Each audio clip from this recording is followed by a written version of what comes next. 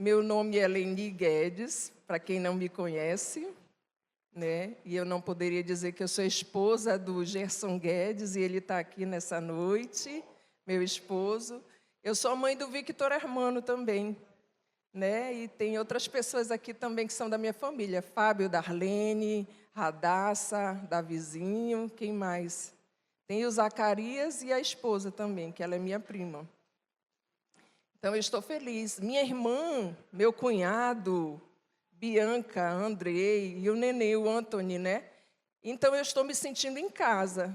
Estou muito feliz e eu quero agradecer essa oportunidade, porque para mim é um privilégio falar da palavra de Deus, né? Estou aqui como um instrumento do Senhor, não vai ser nada de mim, é a palavra do Senhor. Amém? E em alusão ao Novembro Rosa, porque para a Comeve é Novembro Rosa, né? Eu estou aqui a caráter, né? Novembro Rosa da prevenção contra o câncer de mama, né? Então, estamos aqui.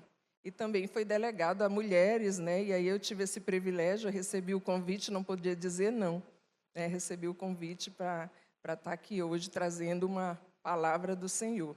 E eu confesso que eu fiquei preocupada. Como diz a palavra do Senhor, eu falei, Senhor, o que Tu queres que eu fale? Na manhã seguinte, né, quando eu acordei, eu falei, Senhor, o que Tu queres? Espírito Santo, me fala. E aí, quem aqui lembra da mensagem do domingo passado, que foi ministrado pela Georgiane Bessa? Quem esteve, lembra. Perdão, muito bem. E é interessante, né, as coisas de Deus, como também a palavra de Deus, ela foi escrita por homens inspirados pelo Espírito Santo, e eles viveram em épocas diferentes, mas quem já leu a Bíblia já percebeu que um escreveu uma coisa e o outro, lá no outro tempo, quem já viu isso, escreveu também a mesma coisa, porque é inspiração divina, e eu acho isso interessante. Quando a Georgiane anunciou aqui, perdão, eu falei, Senhor, Tu estás nesses negócios, porque o Espírito Santo ministrou no meu coração oração. E a Georgiane, ela concluiu toda a mensagem falando em oração. Eu digo, ela vai já ministrar o do dia 10, já, já. E aí a gente vai ler a palavra do Senhor, vamos ficar sobre os pés, vamos ler a palavra do Senhor, que se encontra no livro de Mateus, capítulo 6. Mateus, capítulo 6, a gente vai ler até o versículo 13, do 7 ao 13. Vamos ler juntos, né? Não fiquem recitando sempre a mesma oração, como fazem os pagãos, que pensam que as orações repetitivas é que são eficientes. Não sejam iguais a eles. Lembrem-se, seu Pai sabe exatamente o que vocês precisam, até mesmo antes que vocês peçam a Ele. Orem desta maneira: Nosso Pai do céu, seja santificado o seu nome. Venha o seu reino, que a sua vontade seja feita aqui na terra, como é feita no céu. Dê-nos hoje novamente o nosso alimento. Perdoe-nos as nossas ofensas, tal como nós temos perdoado aqueles que nos ofenderam. Não nos deixe cair em tentação, mas livre-nos do maligno, perdão. Amém. Amém? Podeis assentar. Obrigada, Senhor, pela Tua palavra. E aí, o nosso tema é oração, e a gente pergunta o que é realmente a oração. Eu acredito que cada um dos irmãos aqui saberiam dizer. Eu acredito que diriam. A oração é a conversa com Deus. E, de fato, é relacionamento com Deus, né? Ontem nós estivemos aqui num culto de casais, as 5 linguagens do amor, né? É relacionamento, casal, mas hoje a gente vai falar de um relacionamento extremamente especial, que é com o nosso Criador, o nosso Senhor. Amém? Então, o que é realmente a oração? A oração é a conversa com Deus. É onde a gente faz um pedido, um agradecimento, uma manifestação de reconhecimento ou ainda um ato de louvor diante do nosso Deus, um ser onipotente, onipresente, onisciente, que criou o céu e a terra. Essa conversa é um ato de se derramar diante de Deus, quando Deus também se derrama diante de nós. É estar diante dele para que ele encha a nossa mente, nosso coração, com os seus desígnios, com os seus propósitos, seus intentos e desejos, e assim consigamos intimidade com o Pai. Onde Jesus estava, sempre tinha uma multidão, sempre seguia uma multidão. Os discípulos estavam ali, mas a multidão também. E aquela multidão sempre estava faminta, né? Porque eles passavam horas ali. É tanto que a gente relembra agora o que aconteceu do milagre dos 5 pães e 2 peixinhos, né? A Bíblia diz que eram 5.000 homens, fora crianças e mulheres. Então, imagina, né? Só o nosso Deus é o Deus do milagre, né? E alimentou ali toda aquela multidão. E aí o Senhor, ele se preocupava não só com o alimento da matéria, mas também com o alimento espiritual, né? E uma certa hora ele ensinou como deveríamos orar, né? E ele disse: olha, não repitam, né? Não repitam frases vazias ou por achar que por muito pedir serão atendidos, porque quem faziam isso eram os fariseus, não é, pastor? Os fariseus faziam isso, eles queriam mostrar que oravam, né? E então o Senhor disse: não façam isso, vocês não precisam fazer isso. E a gente cantou um louvor lindo ainda agora, né? Leva-me mais fundo, né? Onde eu te encontro no secreto. Que coisa linda. E foi isso que o Senhor falou também. Ele disse para que a gente orasse no secreto, porque não precisamos que as pessoas vejam que a gente está orando ou está pedindo. Isso é o que o Pai nos ensinou. Ensinou que a gente deve perdoar também, né? Aqueles que nos têm ofendido. E ele deu toda essa instrução de como nós devemos orar. E a oração é isso, é a conversa com Deus. É através da oração que nós adquirimos a intimidade com o Pai. Alguém pode dizer: eu não sei orar. Ou também pode dizer, eu já ouvi alguém dizer que eu não sei orar bonito, mas Jesus nos ensinou, né? Está aí toda a oração que Jesus ensinou, né? Então a gente lê, pede instrução do Espírito Santo, e é lendo a palavra de Deus que a gente vai aprendendo, amém? Então, ele já nos ensinou oração com sinceridade num lugar reservado para que não sejamos vistos por outras pessoas. E que oremos ao Pai em nome de Jesus, e aí o Pai dos altos céus poderá nos responder. E por que nós precisamos orar? 1 Tessalonicenses, capítulo 5, versículo 17 e 18. Aí o apóstolo Paulo escreveu, é um pequeno versículo, mas é muito profundo com referência à oração. E fala assim, ó: nunca deixem de orar. O 18, sejam gratos. Vamos lá. Sejam gratos em todas as circunstâncias, pois essa é a vontade de Deus para vocês em Cristo Jesus. Amém? Devemos ser agradecidos em todas as circunstâncias. Não tem exceção. Mas me aconteceu alguma coisa ruim. Agradeça ao Senhor. Agradeça ao Senhor também, porque Ele sabe de todas as coisas. Naquele momento você não entende. Eu até gravei o capítulo, eu sei que é no livro de João, capítulo 13, não sei dizer exatamente, mas o Senhor falou em um determinado momento para os discípulos: agora vocês não entendem, mas vocês entenderão. E esse versículo me faz lembrar o pastor Cláudio. Ele falou aqui, eu guardei no meu coração. Então, é o motivo da gente agradecer, ter coração agradecido sempre, em toda e qualquer circunstância. Porque o Pai sabe de todas as coisas. Domingo passado a gente aprendeu que há oração que o Senhor não responde, né? Há situações em que o Senhor não responde às orações. E aí a gente não vai fazer beicinho, né? Poxa, o Senhor está sabendo, eu estou querendo tanto, né? A gente tem que pedir a vontade do Pai. Somos servos do Senhor, somos cristãos, né?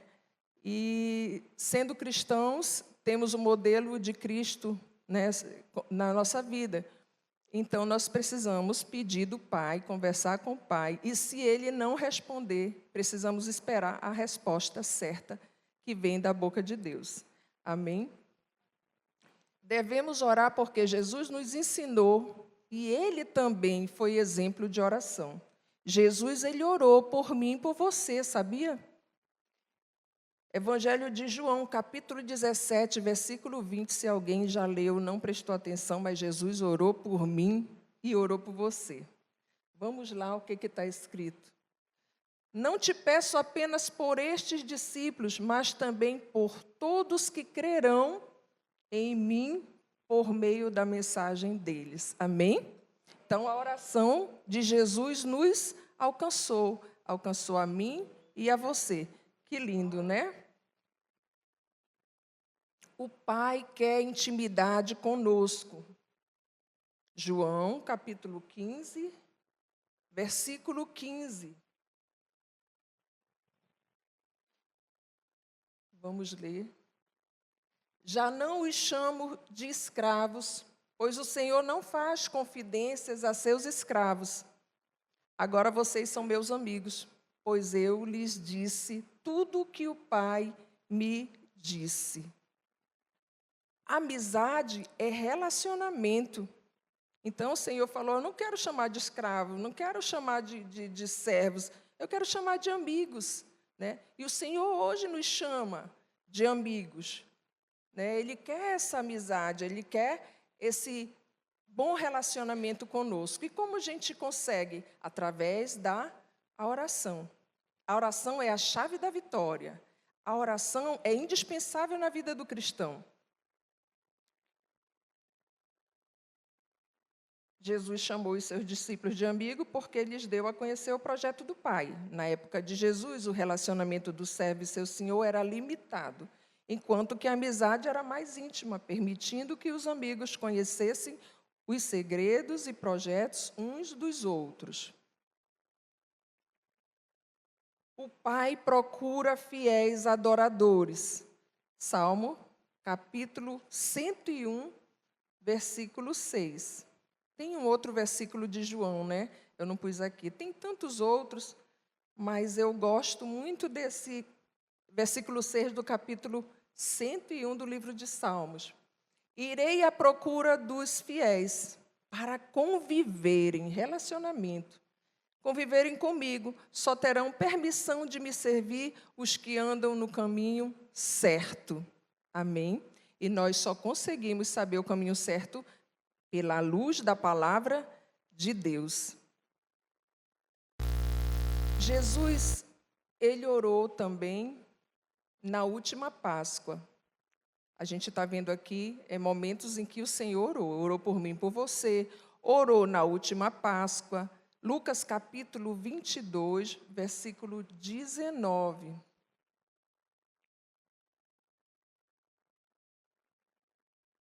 Lucas capítulo 22, versículo 19. Tomou o pão e agradeceu a Deus. Depois partiu e o deu aos discípulos, dizendo, este é o meu corpo, entregue por vocês. Façam isto em memória de mim. Essa aí foi na última Páscoa, na última ceia, em que ele estava com os discípulos. Ele também orou no Getsêmani. Vamos ver o momento em que Jesus orou no Getsêmani. Mateus capítulo 26, versículo 36. Vamos ver juntos, vamos conferir na palavra de Deus. Então Jesus foi com eles a um lugar chamado Getsêmani e disse: sentem-se aqui, enquanto eu vou ali orar. E aí a gente lembra, né, que Jesus foi lá orar, e quando voltou os discípulos estavam dormindo, né, e isso aconteceu por umas 2 ou 3 vezes, se não me falha a memória. Mas Jesus orou. Jesus gostava de orar na madrugada também.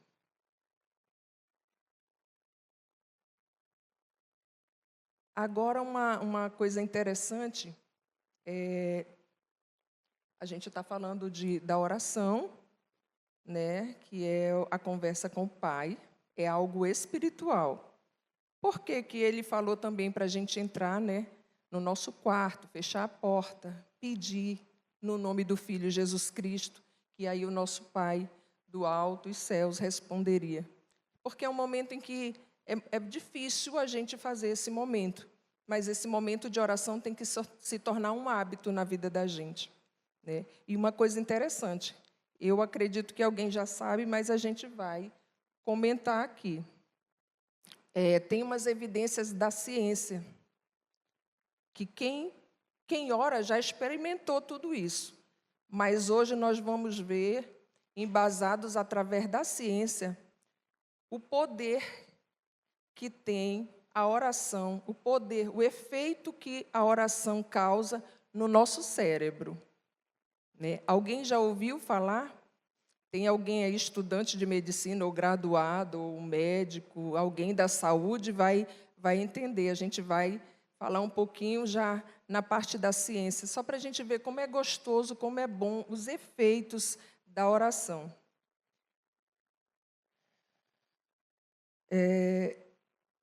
Esse vídeo que o irmão vai colocar foi feito pelo médico neurologista, e eu não consigo lhe afirmar se ele ainda está no Hospital Adventista. Não consigo, mas ele é um médico renomado, neurologista Denis Brahman, o nome dele. E aí a gente vai ver o que ele vai dizer sobre as evidências que a ciência, que a medicina constatou sobre a oração, os efeitos da oração. O irmão pode colocar o vídeo para a gente, é bem rápido. Como que eu faço para estimular o meu lobo pré-frontal, que é o lobo da decisão? Acredite se quiser, eu me surpreendi ao estudar isso e realmente tomei um grande choque com oração.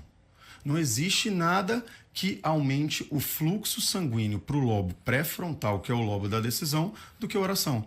Há quanto? Extraordinário, hein? Eu lhe digo, eu faço uma ressonância que eu consigo fazer no Hospital Adventista de Manaus, que é uma ressonância funcional. O que é isso? Eu boto o paciente dentro da máquina de ressonância magnética e, de repente, eu boto ele para escutar alguma coisa. Aquela área da audição no lobo temporal vai ficar vermelha porque encheu de sangue. Né? Eu coloco ele para ver alguma coisa, eu falo, abre o olho, ele abre o olho, ele vê alguma coisa, aquela parte do lobo occipital dele enche de sangue. Quando ele começa a orar, a parte do lobo pré-frontal dele aumenta em 7 ml por minuto a quantidade de sangue. Olha com oração. Que bênção, rapaz. Fantástico. Fantástico, né? Eu fiquei apaixonada pela oração. Eu gosto de orar, eu gosto de conversar com o Pai. Tudo eu levo para o papai. Todas as minhas situações eu levo ao Senhor. Eu estou vivendo essa experiência e, em nome de Jesus, todos que estão aqui não sairão como entrou e vão sair desejosos por mais experiência de oração. Mas eu sei que tem pessoas aqui que têm experiências para falarem por ter cultivado, ter começado a praticar bem mais a oração. Então, é interessante, né? Interessante o que ele falou. Olha, uma das principais alterações. Lobo frontal, eu estudei, eu só dei uma pincelada, porque eu não sou da área da medicina, então eu não vou a fundo, né? Por isso que eu perguntei se tinha alguém aqui e vai saber. Mas a minha filha ela é enfermeira e eu levei esse assunto para ela. Ela disse, mamãe, está totalmente correto. É isso mesmo que acontece, né?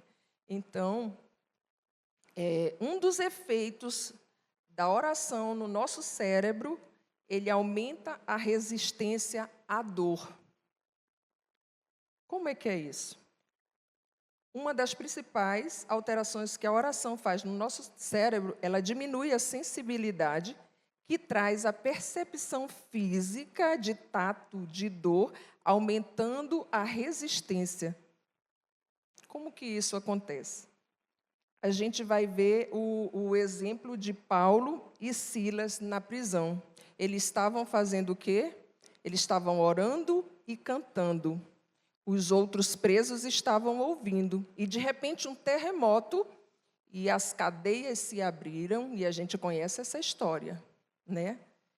E é interessante. Eles estavam presos e estavam cantando e orando, né? E aqui a experiência do médico diz que, quando a gente ora, diminui, tem os hormônios que ele agem, né, no nosso cérebro, e aí ele diminui essa sensibilidade e aumenta a nossa percepção. E o que acontece? A gente fica resistente à dor. Ou seja, se a gente está em oração, uma pessoa que está em oração, ela entra num ambiente desagradável e ela percebe, ela consegue, ela tem a capacidade de entrar e sair, de não se envolver ou de sair ileso, seja qual for a situação. A pessoa que ora, ela blinda o interior dela contra tudo o que acontece no seu exterior. 2 Coríntios, capítulo 4, versículo 8. Vamos ver, vamos entender bem mais o que o médico falou. Em 2 Coríntios, capítulo 4, versículo 8.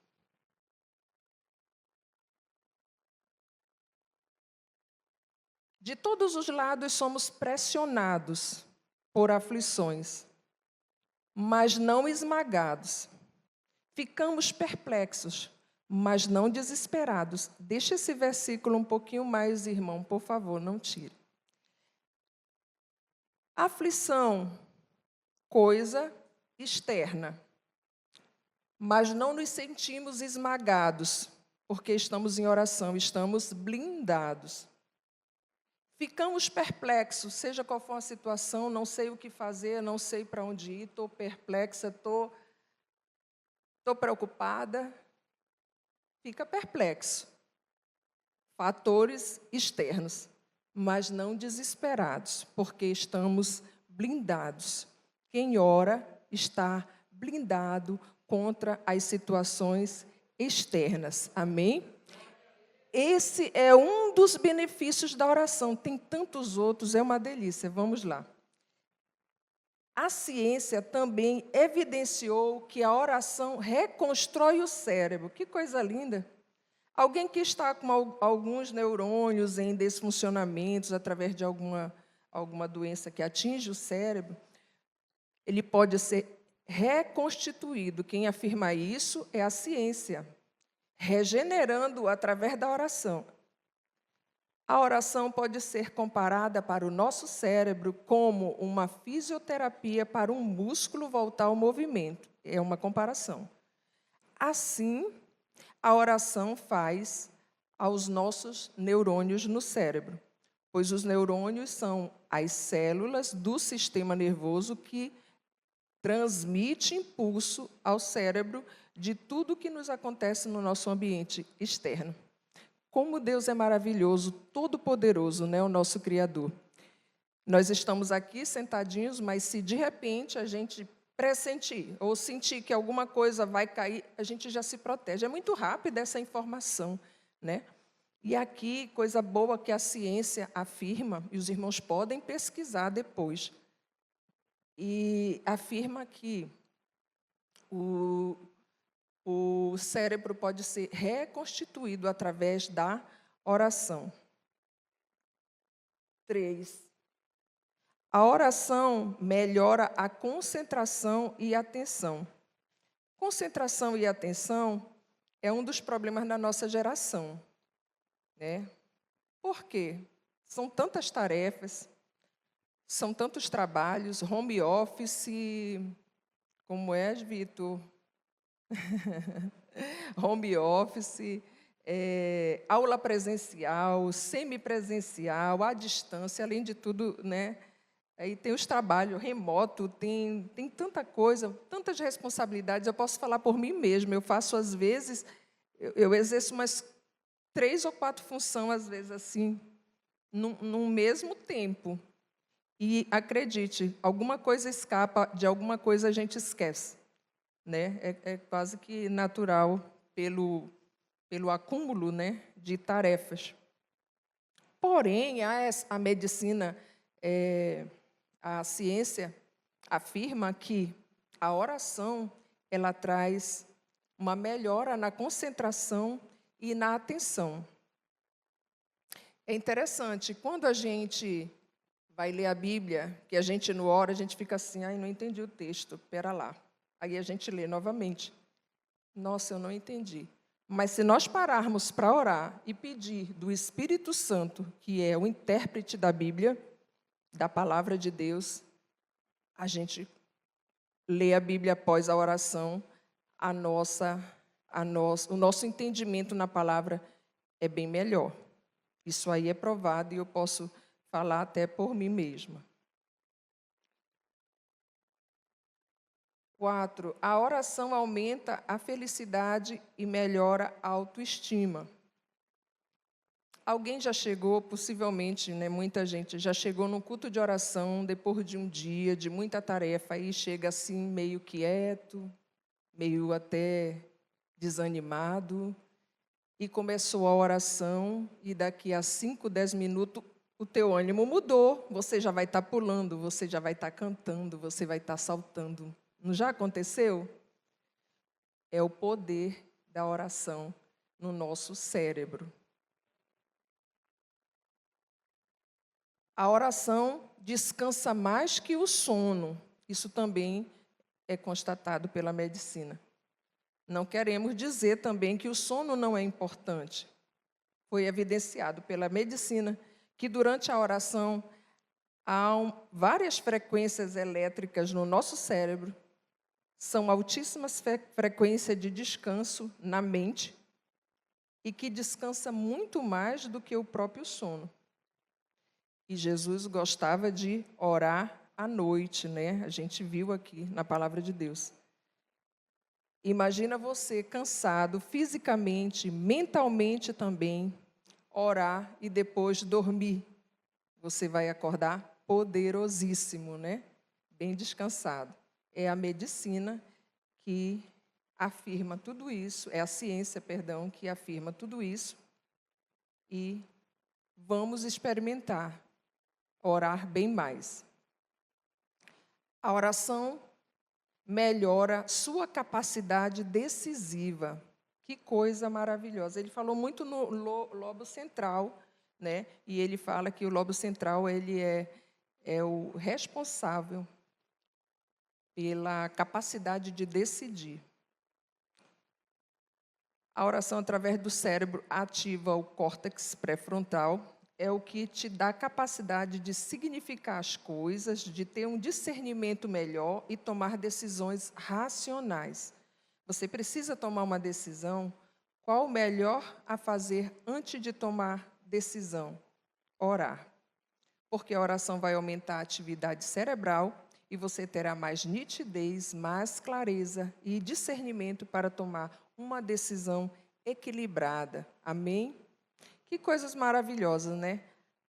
A ciência afirmando, né, os efeitos, os benefícios da oração na vida do cristão. Então, a oração é o alimento da alma. Só orando nós conseguimos fugir do pecado, resistindo ao mal, e Jesus já nos ensinou a orar. Nossa vida toda, do amanhecer ao anoitecer, é uma oração diante do Pai. É uma oração. Todos os dias nossa vida diante do Pai é uma oração. Mas precisamos de momentos de oração a sós com o Pai. Orar para obtermos intimidade com Deus, para sermos felizes, para curar a alma e o corpo e tomar melhores decisões, somente nos pés do Senhor. Antes de tomar qualquer decisão, decidamos orar. Amém? E aqui a gente encerra a nossa ministração de hoje sobre a oração. Eu quero agradecer primeiramente a Deus novamente e a toda a igreja por estar me ouvindo. Estão tão bonitinhos e quietinhos, mas vamos glorificar o Senhor. Amém? Louvado seja o nome do Senhor. Muito obrigada.